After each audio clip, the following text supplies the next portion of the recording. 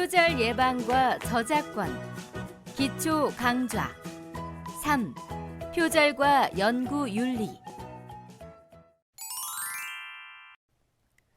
저작물성이 없는 아이디어는 저작권 침해가 되지 않을까요? 저작권 침해가 아니라고 해서 다른 사람의 아이디어를 도용해도 되는 것은 아닙니다. 자, 그럼 어떻게 하면 윤리적으로도 문제없는 연구를 할 수 있는 것일까요? 3차 시에서는 첫 번째로 표절, 변조, 위조, 부당한 저자 표시 등 연구 부정 행위에 대해 살펴보겠습니다. 위법이 아니라고 해서 항상 떳떳한 것은 아니기 때문에 윤리 도덕적으로도 문제없는 방법을 찾아야 합니다. 두 번째로 자기 표절, 중복 게재에 대해 알아보도록 하겠습니다. 표절, 변조, 위조, 부당한 저자 표시 등 연구 부정 행위. 미국, 영국, 일본을 비롯한 선진 각국에서는 저작권 침해와는 별개로 연구 윤리 확보를 위한 정책 가이드를 마련하기 위해 노력해왔습니다. 먼저 미국은 연구 부정 행위에 대한 공중 보건 정책에서 연구 부정 행위의 기준을 마련하고 있는데 위조, 변조, 표절 등 3가지 유형에 대해서 규정하고 있습니다.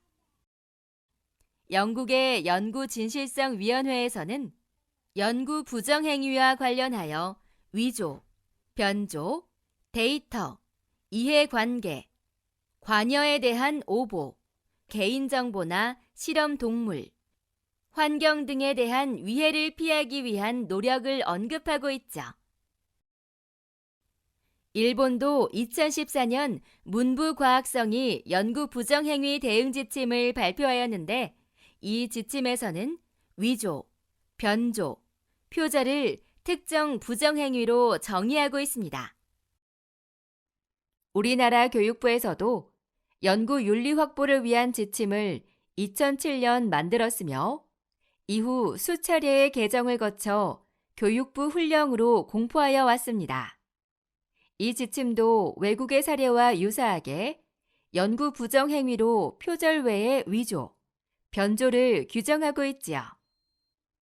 더불어 부당한 저자 표시와 부당한 중복 게재, 그리고 연구 부정 행위에 대한 조사 방해 행위, 그 밖에 각 학문 분야에서 통상적으로 용인되는 범위를 심각하게 벗어나는 행동도 연구 부정 행위로 규정하고 있습니다.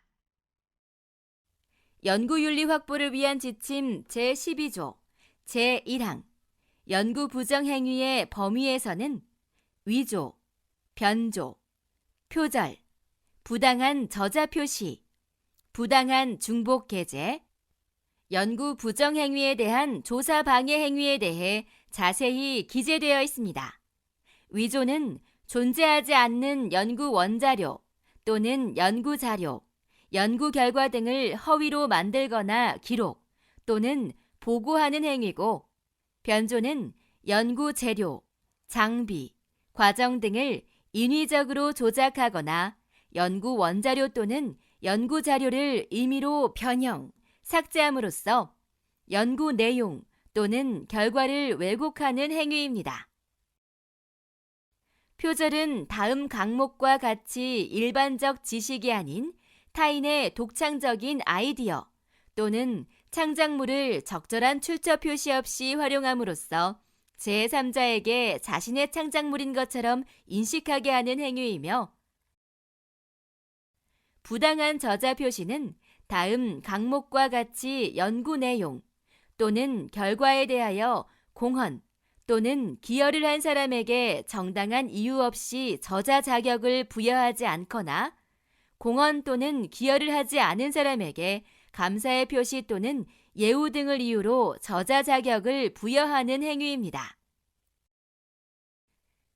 그리고 부당한 중복 게재는 연구자가 자신의 이전 연구 결과와 동일 또는 실질적으로 유사한 저작물을 출처 표시 없이 게재한 후 연구비를 수령하거나 별도의 연구 업적으로 인정받는 경우 등 부당한 이익을 얻는 행위이고, 연구 부정 행위에 대한 조사 방해 행위는 본인 또는 타인의 부정 행위에 대한 조사를 고의로 방해하거나 제보자에게 위해를 가하는 행위이며, 그 밖에 각 학문 분야에서 통상적으로 용인되는 범위를 심각하게 벗어나는 행위들도 있습니다.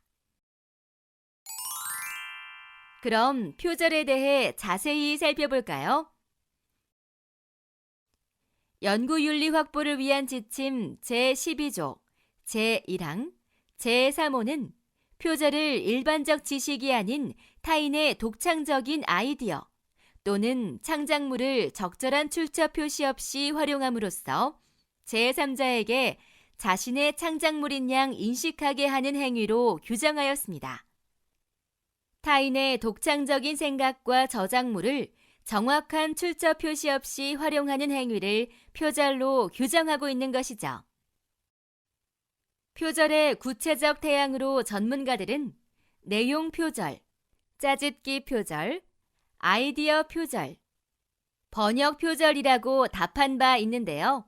이를 지침에 반영하여 다음과 같이 타인의 연구 내용, 전부 또는 일부를 출처를 표시하지 않고 그대로 활용하는 경우, 타인의 저작물의 단어, 문장 구조를 일부 변형하여 사용하면서 출처를 표시하지 않는 경우, 타인의 독창적인 생각 등을 활용하면서 출처를 표시하지 않은 경우, 타인의 저작물을 번역하여 활용하면서 출처를 표시하지 않은 경우로 표현하였습니다.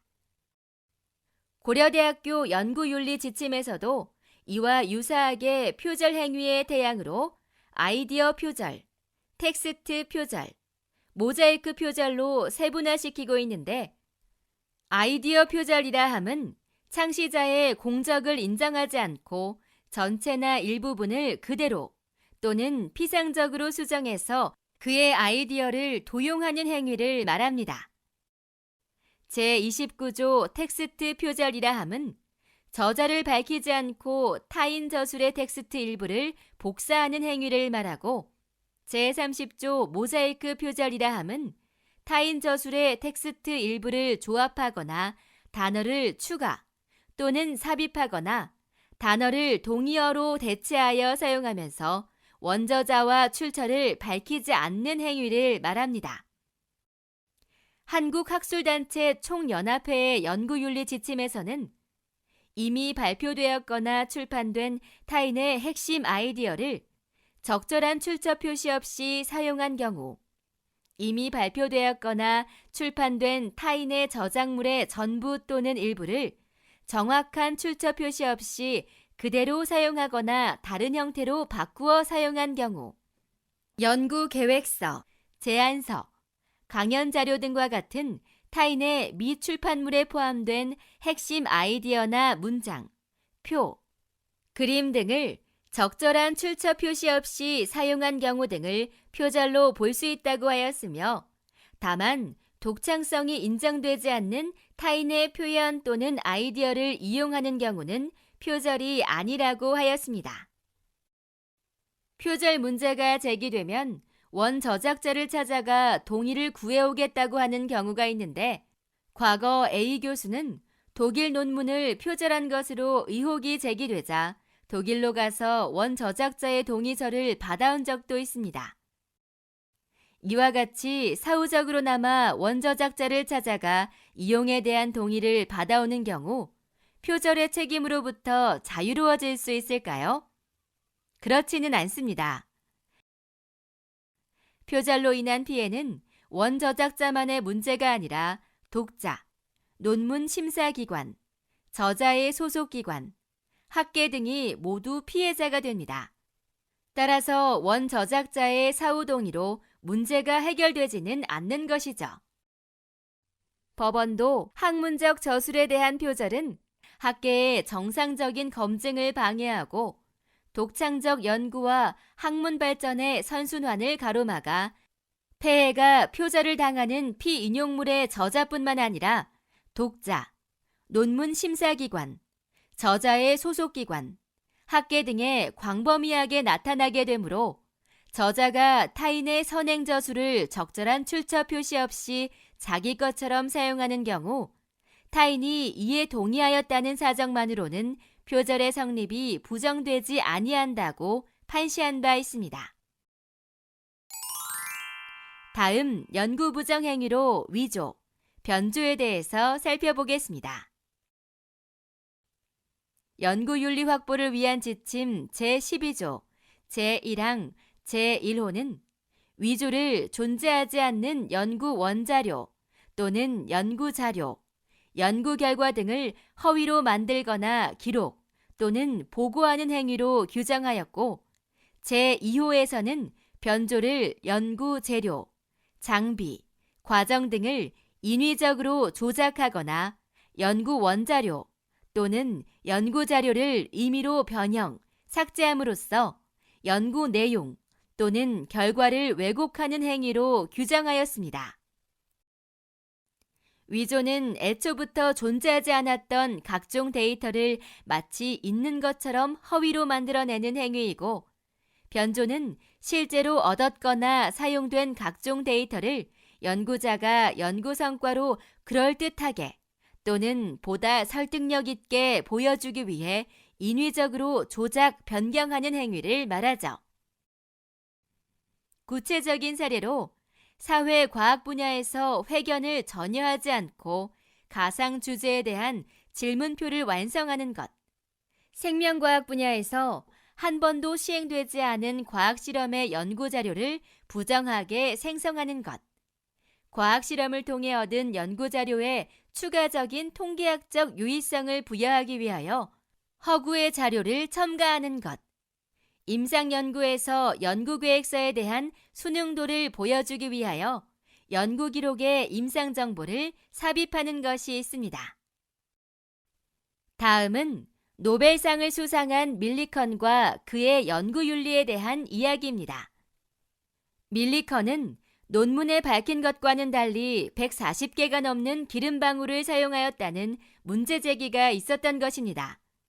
저작권 침해가 아니고 표절이라고 하기도 어렵지만 연구 윤리에는 문제가 있어 보이는 사건입니다.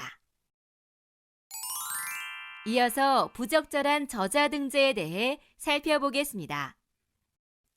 연구자로 참여한 학생의 이름을 누락시키는 일이 언론에 종종 보도되기도 하지만 반대로 연구에 별다른 기여가 없는 상관이나 경제적 후원자의 이름을 저자로 기재해주는 일이 일어나기도 합니다. 소위 유령 저자나 선물 저자, 서로 저자로 적어주는 교환 저자들이죠. 타인의 연구 결과에 마치 자신이 기여한 것처럼 이름을 적는 행동은 표절의 한 형태이기도 하며 이들은 모두 연구윤리상 문제가 있다고 볼 수 있습니다. 2020년 교육부와 한국연구재단이 국내 일반대 180개교를 대상으로 연구윤리 실태조사와 교원 연구윤리 인식조사를 실시하였는데 최근 5년간 전국 일반대에서 연구 부정행위 의혹 사건 판정이 이루어진 것은 총 544건이고 그중 부당 저자 표시로 의혹이 제기된 사건이 210건으로 36.9%를 차지하며 가장 많았다고 합니다. 이는 표절보다 부당 저작 표시가 더 큰 문제가 되고 있음을 보여주고 있습니다. 최근 법원에서는 저작자가 아닌 교수들을 공저자로 추가로 기재한 책을 발행한 소위 표지가리 사건에 대하여 저작권법상 부정 발행의 죄를 인정하여 형사처벌하였습니다. 나아가 교수가 표지가리한 저작물을 교원 업적 보고서에 기재하여 교원 평가 자료로 제출한 것에 대해서는 대학교 심사 담당자에 대한 업무 방해죄도 성립할 수 있다고 판시하였습니다.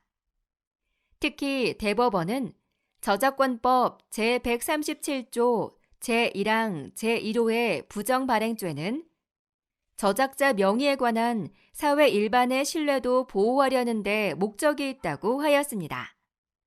즉, 저작자가 아닌 자를 저작자로 표시하는 것은 설령 저작자의 동의가 있었다고 하더라도 위법한 행위가 되는 것입니다. 연구 윤리 확보를 위한 지침 제12조 제1항 제4호는 부당한 저자 표시를 연구 내용 또는 결과에 대하여 공헌 또는 기여를 한 사람에게 정당한 이유 없이 저자 자격을 부여하지 않거나 공헌 또는 기여를 하지 않은 사람에게 감사의 표시 또는 예우 등을 이유로 저자 자격을 부여하는 행위로 규정하였으며 이에 따라 부당한 저자 표시 행위 유형을 연구 내용 또는 결과에 대한 공헌 또는 기여가 없음에도 저자 자격을 부여하는 경우, 연구 내용 또는 결과에 대한 공헌 또는 기여가 있음에도 저자 자격을 부여하지 않는 경우, 지도학생의 학위 논문을 학술지 등의 지도교수의 단독 명의로 게재, 발표하는 경우로 정의하였습니다. 어느 정도 기여가 있어야 저자로서의 자격이 있는지에 대한 문제는 이리적으로 답하기 어려운데요. 저자 선정의 기준은 학문 분야별로 상이합니다. 다만 영국 소재 출판윤리위원회의 신진 연구자를 위한 저작권 가이드라인에서는 저자로서 자격을 갖추기 위해 연구의 이해와 설계 또는 데이터의 획득 또는 데이터의 분석과 해석에 실제적으로 기여한 경우, 원고 초안을 작성하거나 중요한 지적 내용을 위해 이 초안을 비판적으로 수정한 경우, 출판 버전에 관한 최종적인 승인, 이 세 가지를 모두 충족해야 한다고 하였습니다. 좋은 참고가 될 수 있겠죠? 예컨대 기금을 획득하거나 데이터를 수집하거나 또는 연구 일반에 대해 감독하는 경우에는 저자의 자격이 없습니다. 지도교수가 지도학생의 학위 논문을 학술지 등의 지도학생과 교수의 공동 명의로 게재, 발표하는 경우가 있는데 이는 예외적으로 허용될 여지가 있습니다. 교수가 지도 과정에서 중요한 아이디어를 제공하기도 하고 때로는 교수가 직접 수정에 참여하는 등 지도학생은 지도교수로부터 많은 부분에 걸쳐 논문 지도를 받습니다. 교수가 실질적으로 기여하여 저자의 자격을 갖추었다면 공동명의로 발표하는 것이 가능할 수도 있는 것이지요. 다만 교육부의 연구윤리 확보를 위한 지침은 지도학생의 학위 논문을 학술지 등의 지도교수의 단독 명의로 게재 발표하는 경우 연구 부정행위에 해당한다고 되어 있습니다. 설령 지도교수가 실질적으로 기여하여 저자의 자격을 갖추었다고 하더라도 논문의 저자를 배제하고 지도교수의 단독 명의로 발표하는 것은 곤란합니다. 설령 공동 명의로 게재되는 경우에도 학위 논문의 저자가 아닌 제3자가 논문의 주저자가 되는 것도 적절치 않습니다. 저자가 될 자격은 없지만 연구에 참여하여 기여한 자는 감사의 글에 별도로 명기하는 것이 가능한데요. 국제의학학술편집자위원회 지침을 보면 저자들이 아닌 모든 연구 기여자의 이름은 감사의 글에서 명기되어야 하고 이들이 무엇을 했는지를 기술해야 한다고 말하고 있습니다. 자기 표절, 중복 게재. 이전 연구 결과와 동일 또는 실질적으로 유사한 저작물을 출처 표시 없이 게재하는 중복 게재를 자기 표절이라고도 부르는데 우리나라 일각에서는 이를 연구 부정 행위라고 주장하고 있습니다. 자신이 스스로 작성한 연구 결과를 후행 연구에 사용하거나 2번 발표했다는 이유로 자기 표절이라고 비난의 대상이 되는 경우가 많은데 자신이 창작한 글이니 이를 2번 쓴다고 하여 저작권 침해가 되는 것은 아닙니다. 자신의 글을 자신이 쓴 것이라고 하는 것이니 표절의 일반적인 개념과도 약간 다르죠. 중복 게재가 연구 부정 행위에 포함될 수 있는가에 대해서는 다양한 관점이 있는데요. 학교에 따라서는 연구 부정 행위와 연구 부적절 행위를 나누어 자기 표절과 중복게재는 연구 부적절 행위로 분류하는 경우도 있습니다. 연구 부정 행위는 아닌데 경우에 따라 부적절한 행위는 될 수 있다는 의미라고 이해하시면 됩니다. 미국과 일본에서는 중복게재를 부정행위로 보지는 않았으며 전술한 일본의 문부과학성 연구 부정행위 대응 지침에서는 이중투고는 부적절 행위로 구분하고 있고 연구 부정행위는 아닌 것으로 보고 있으며 표절, 위조, 변조 등과 달리 문부과학성의 제재 대상도 아니라고 명시하고 있습니다. 우리나라에서도 중복게재가 모두 비난의 대상이 되는 것은 아닙니다. 분야별로 중복게재의 기준도 다소 다르지만 출처를 표시하고 연구자가 얻는 부당이득이 없다면 굳이 금지할 필요가 없는 것이죠. 예컨대 출처 표시와 부당이득의 부존재를 전제로 학술대회에서 발표한 원고를 수정하여 학술지에 게재하거나 연구보고서의 내용을 발전시켜 전문학술지 논문으로 게재하는 경우, 자신의 논문을 모아 책으로 재출간하는 경우 등은 중복게재로 비난받을 이유가 없습니다. 문제가 없는 사례로는 학술대회에서 발표하였던 원고를 수정하여 학술지에 게재하면서 학술대회에서 발표한 사실을 밝힌 경우, 이전 게재에 출판된 논문 또는 저서의 내용 전부 또는 일부를 교양서, 대중잡지 등 비학술용 출판물에 쉽게 풀어써서 게재 출판하는 경우, 기존에 연구 발표한 자신의 연구 결과를 수합하여 인용, 출처 표시를 명확히 하고 학위 논문으로 작성하는 경우가 있으며 자신의 연구 결과 보고서에 있는 내용을 활용하여 전문학술지 논문으로 게재해 출판하면서 출처를 명확히 밝힌 경우, 자신이나 타인의 연구 논문 등을 취합하여 출처를 명확히 밝히고 저서 등으로 출판하는 경우, 동일한 논문이나 저서의 전부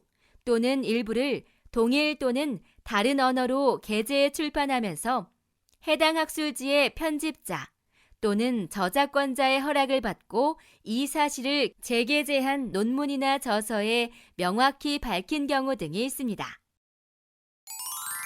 하지만 연구 성과 부풀리기와 연구비 등 경제적 이익을 부당하게 수령하는 행위는 정당화되기 어렵습니다. 법원에서도 선행저술의 존재를 아예 밝히지 아니하는 경우에는 후행저술을 새로운 저작물로 인식하고 적정한 검증, 평가에 어려움을 겪게 되므로 비전형적 표절 내지 표절에 준하는 연구부정 행위로 평가할 수 있다고 하였습니다. 대법원은 다음과 같은 판결을 내렸는데요. 저자가 자신의 선행저술을 이용하여 새로운 저술을 하면서 선행저술의 존재를 출처로 표시할 때는 타인의 저술을 인용하는 경우에 비하여 요구되는 출처 표시의 수준이 완화되나 자신의 선행저술의 존재를 아예 밝히지 아니하는 경우에는 학계, 독자 등의 선행저술 부분까지도 후행저술의 연구 성과인 것처럼 기만당하게 되어 후행저술의 연구 업적에 대한 과장된 평가가 이루어지고 후행저술에 대한 적정한 검증이 이루어질 수 없게 된다. 저자 자신의 선행저술을 이용하여 새로운 저술을 하면서 선행저술의 존재를 일정한 출처 표시를 통하여 밝혔더라도 후행저술에 새롭게 가미된 부분이 독창성이 없거나 새로운 것으로 인정받기 어려워 해당 학문 분야에 기여도가 없는 경우에는 후행저술을 새로운 저작물로 인식한 독자들의 기대를 저버리는 것이 되므로 이와 같은 경우는 모두 이른바 자기 표절로서 비전형적인 표절 내지 표절에 준하는 연구부정 행위로 평가할 수 있다라고 판시하였습니다. 연구 윤리 확보를 위한 지침에서도 연구자가 이전 연구 결과와 동일 또는 실질적으로 유사한 저작물을 출처 표시 없이 게재한 후 연구비를 수령하거나 별도의 연구 업적으로 인정받는 경우 등 부당한 이익을 얻는 행위를 부당한 중복계제라고 규정하였으며 아직까지 중복계제의 기준이 확립되지는 못하였지만 적어도 이 두 가지는 피하도록 주의해야 할 것입니다. 표절의 판단. 표절은 누가 어떻게 판단할까요? 표절의 판단은 매우 민감하고도 어려운 문제입니다. 보는 사람의 시각에 따라 표절로 판단하기도 하고 그렇지 않기도 하기 때문에 심사위원회의 구성, 판단의 주체를 누구로 할 것인지는 중요한 문제입니다. 한국연구재단은 카피킬러라는 민간 개발 프로그램을 재단의 논문 투고 및 심사 시스템에 탑재해서 이른바 논문 유사도를 표시하도록 하고 있습니다. 다른 나라에서도 논문의 표절을 검사하는 수단으로 유사도 검증 소프트웨어를 활용하는 사례가 많이 있는데요. 일정 비율 이상 유사도 결과가 나오면 심사나 게재에 불이익을 주는 경우도 있다고 합니다. 표절 검색에 도움을 주는 것은 분명한 일입니다. 그러나 유사도가 높다고 해서 표절이라고 단정할 수는 없습니다. 그 이유는요, 직접 인용이 많은 논문의 경우 유사도가 높게 나올 수밖에 없기 때문이죠. 표절이 저작권 침해와 다른 개념이란 것은 모두 알고 계실 텐데요. 한국저작권위원회에는 과거 표절위원회도 있었고 일반적으로 표절 논란이 발생하면 저작권법 전문가에게 연락을 하는 경우가 많습니다. 하지만 법학자가 저작권 침해 여부에 대해서 보다 전문적 의견을 제시할 수는 있지만 표절 여부에 대해서 답하는 것은 여전히 어려운 문제입니다. 일반 지식에 해당하는 것이라면 기계적으로 상당 부분 비슷하다고 해서 표절이라고 볼 수 없는데 출처 표시가 없더라도 마찬가지입니다. 그러나 우리는 해당 분야 전문가가 아니기 때문에 이것이 일반 지식에 해당하는지 그 여부를 알기가 참 어렵죠. 예컨대 공대 교수 논문의 표절 심사에 법학자 역할은 제한적일 수밖에 없기 때문에 표절 심사에는 표절 전문가와 해당 분야 전문가 협업이 필요하다고 할 수 있습니다. 자, 그렇다면 표절도 시효가 있을까요? 최근 소위 표절에 시효와 관련된 문제도 논란이 되고 있는데요. 저작권 침해는 공소시효가 지나면 처벌할 수 없지만 표절은 시효라는 개념이 없습니다. 다만 당시의 관행은 존중될 필요가 있겠죠. 즉 지금의 기준으로 과거의 행동을 평가하는 것은 신중해야 합니다.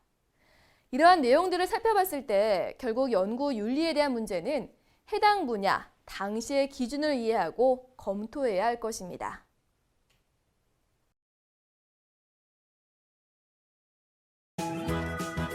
지금까지 표절과 연구 윤리에 대해 학습하셨습니다. 수고하셨습니다.